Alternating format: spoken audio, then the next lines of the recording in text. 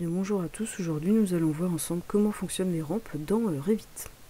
Donc je sélectionne ici, je clique ici plutôt, j'active l'onglet des rampes. Donc par défaut j'ai plusieurs choix dans Revit, il y a 12%, non pas 12%, 15% ou 20%. Donc on va voir ensemble comment changer ça tout à l'heure. Pour commencer, pour bien comprendre comment fonctionne déjà ça, on va juste en faire une comme ceci. Voilà, je valide. Et on va aller voir en coupe tout de suite ce qu'on a obtenu. Alors, comme vous pouvez le voir, donc, Revit nous a tracé une rampe à 12%. Le problème c'est qu'elle n'atteint pas le niveau 1, malgré que c'est ce qu'on lui avait demandé à la base, vous voyez, niveau 0 niveau 1. Alors pourquoi? C'est tout bête, c'est parce que ici dans sa propriété, il écrit que la longueur maximale est de 10 mètres. Donc Revit s'est arrêté au bout de 10 mètres. Donc si ce n'est pas ce que vous voulez, parce que vous avez trop de hauteur, n'hésitez pas à mettre un chiffre qui soit plus grand. Ensuite, donc Revit nous dit qu'on a du 12, du 15%. Donc comment faire pour changer ça? Et bien en fait, 12%, c'est 100 divisé par 12, ça fait 8,33. Et c'est ici ce chiffre d'inclinaison maximale de la rampe. Donc c'est pourquoi Revit nous fait du 12%. Si par exemple c'est du 15, c'est pareil, on fait 100 divisé par 15 et on obtient le chiffre. Donc, si par exemple vous souhaitez faire une rampe à 10%, donc c'est tout bête. Vous faites ici un dupliqué pour rajouter en fait un autre type. Pour rajouter ici 10%. Vous faites 100 divisé par 10, ça fait donc 10. Vous écrivez 10 ici et votre rampe évolue. Ensuite, votre rampe, donc tout à l'heure qui n'allait pas jusqu'au bout, vous voyez ici, il est dit que j'ai déjà fait 10 mètres et qu'il me reste 20 mètres pour atteindre l'objectif du niveau maximal. Du niveau, pardon, de raccord, donc du niveau 1 en l'occurrence. N'oubliez pas de faire le tiret bleu parce que c'est ça qui fait toute la rampe. Voilà. Et cette fois-ci, on va les voir en coupe et normalement, ça a dû bien se passer. Voilà, donc là j'ai créé une rampe à 10% qui va bien jusqu'au niveau 1. Vous n'êtes pas très fort en calcul, la fameuse rampe de 2%, il faudra écrire 50 dans le fameux chiffre de Revit pour obtenir ce que vous souhaitez. Donc en 3D, si vous regrettez, vous ne voulez pas une rampe qui soit aussi fine de 1 mètre, vous voyez, il suffit de les sélectionner, vous cliquez ici sur 3, elle s'élargit.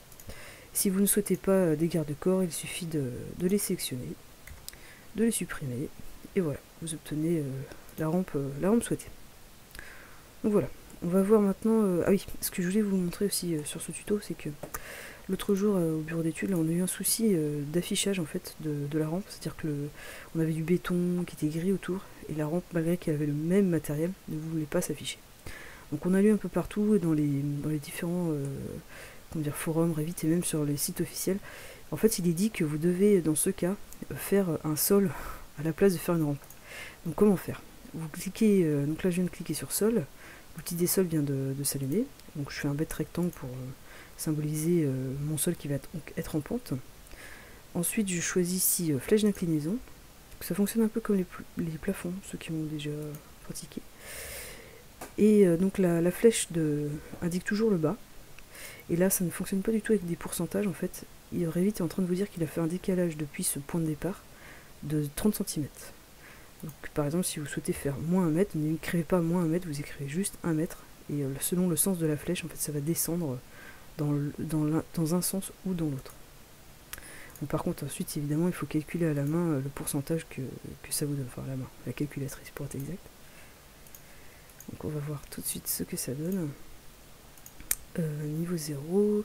Oui, bah du coup il s'accroche pas forcément au niveau demandé, puisque c'est juste un dénivelé, vous voyez, de 1 mètre comme demandé sur telle longueur. Donc voilà.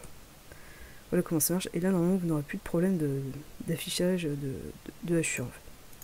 Voilà pourquoi il faut faire ça. Bon, voilà pour les rampes. On va également voir comment faire des rampes arrondies, par exemple pour les parkings. Donc pour faire une rampe circulaire de parking, dans notre exemple, nous allons la faire de 3 mètres avec un dénivelé de 3 mètres. Et on va mettre un diamètre de 5. On va voir. Alors donc déjà je symbolise un petit peu mon point de départ, mon point d'arrivée. Donc je crée deux rectangles représentant des sols au niveau 0 et au niveau 1. Là on va tenter de raccorder tout ça proprement. fait, voilà. Donc je me remets au niveau 0. Donc je sélectionne ici les rampes. Donc je vais bien du niveau 0 au niveau 1. J'ai pas trop envie de mettre... je voudrais utiliser la rampe de 10% qu'on a fait tout à l'heure. Je voudrais pas aller à plus de 10%, je trouve ça fait trop fort pour des voitures. Donc je valide, je choisis le cercle. Cette fois-ci. J'ai dit ouais, je pense qu'il faut mettre 5 mètres là. Et ensuite je dis... c'est bizarre. Oh, attendez voir. Ah, 10, voilà, ça va pas. Il manque 20 encore. Alors, quand on en est là, on peut continuer comme ceci en fait. Hein. Là, il nous dit qu'il nous reste encore 13 mètres à faire. Plus que 4. Plus que 2. Plus qu'un.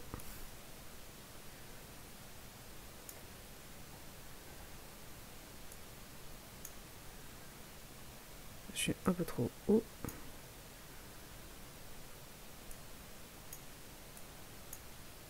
Bon, voilà, ce sera bon. Donc là, on va tout de suite changer la largeur. Bon, pour des voitures, 3 mètres, c'est pas mal.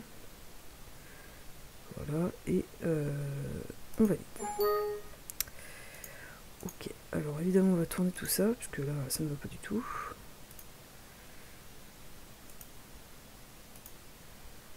Alors, on va tourner ça juste en face, comme ça.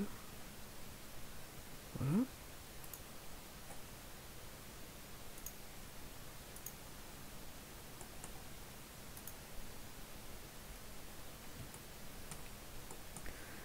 Donc voilà, alors là après deux choix s'offrent à vous. Soit vous rajoutez en fait un bout de plancher pour rentrer dans votre rampe, oui, et un bout de plancher pour y aller, ou l'inverse. Vous décalez tout et du coup vous allez faire des trémies dans votre plancher. Ouais, par exemple comme ceci, par exemple.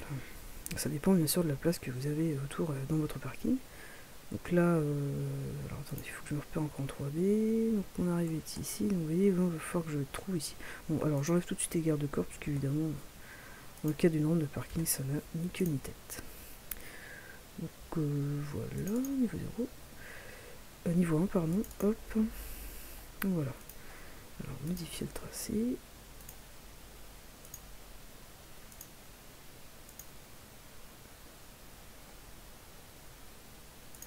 Voilà, puis après dans l'idéal, il faudrait bien que ça arrive droit, comme ça fera plus propre.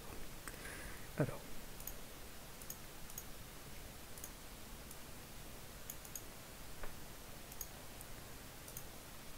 On fait comme ça.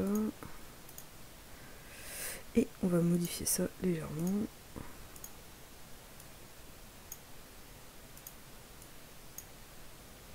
Alors qu'est-ce que ça donne s'il fait ça? Est-ce qu'il a compris ce qu'on souhaite obtenir? Mais oui, regardez.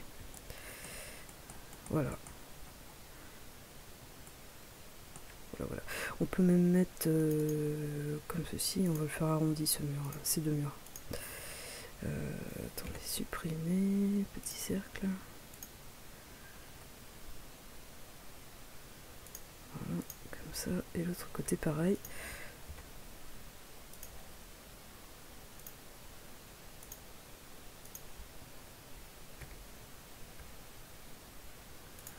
Voilà, on joint ensemble. Oh, j'ai oublié le dernier petit bout. On fait joindre jusqu'à là, comme ceci. Et voilà, on obtient exactement ce qu'on voulait obtenir. On peut imaginer qu'il y aura un mur dessous pour soutenir tout ça, évidemment, parce que ça tient un petit peu avec l'opération du Saint-Esprit. Voilà, et donc en bas, c'est pareil, ma foi, soit on laisse comme ça, soit vous faites, voilà, vous aménagez votre sous-sol à votre convenance, quoi. Donc voilà, pour les rampes, ce n'est pas très compliqué. Voilà.